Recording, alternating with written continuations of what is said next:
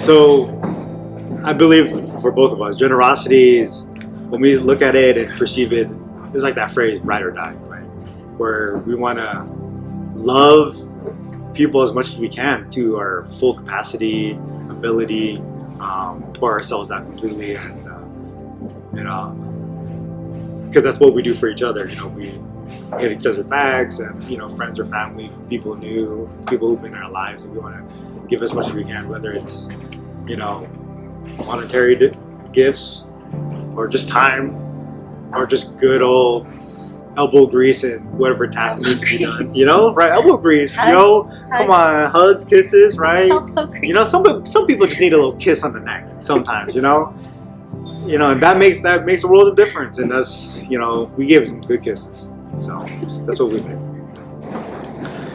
Man, me personally, there's so many big things that I think God has pulled through.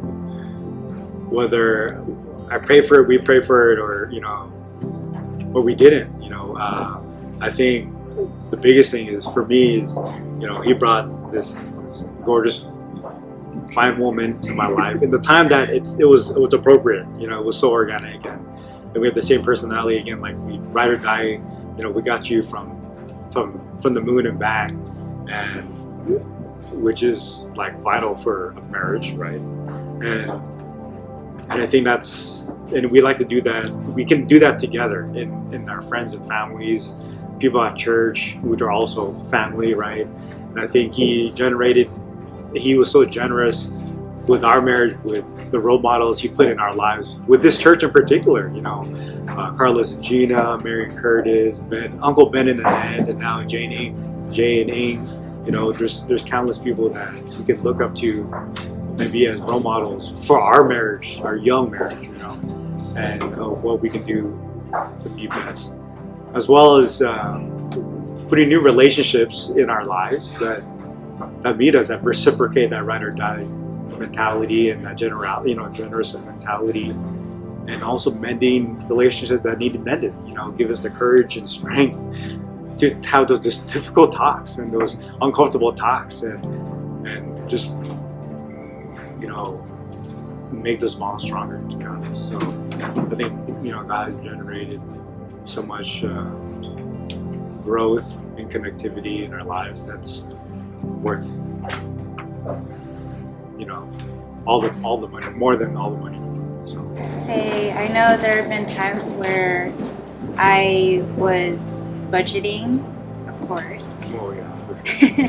But then when I thought I could use that money on something else, someone else ended up needing that money, and then that's when I thought, oh, I probably should just give that to that person instead.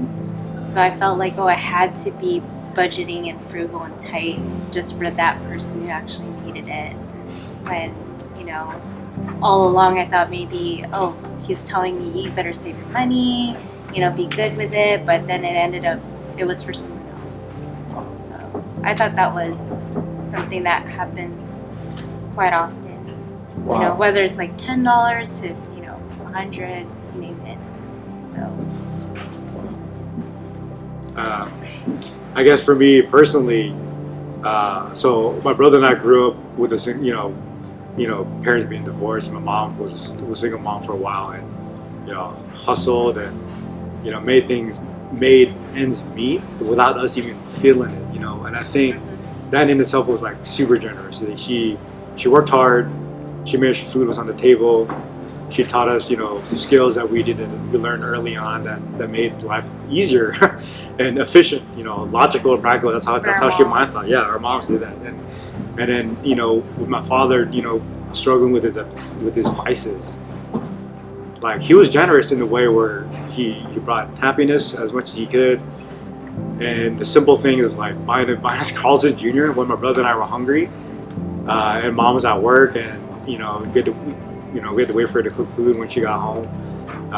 But he pulled through it, and he had dimes, dollars to his name at that moment. Back then when food was cheaper, right? When Carl's Jr. was like $2, not like $6 now, right? But he offered that up, like he had no money to his name, and he made sure my brother and I got a burger, and some fries, you know, and that's like priceless, right? Looking back.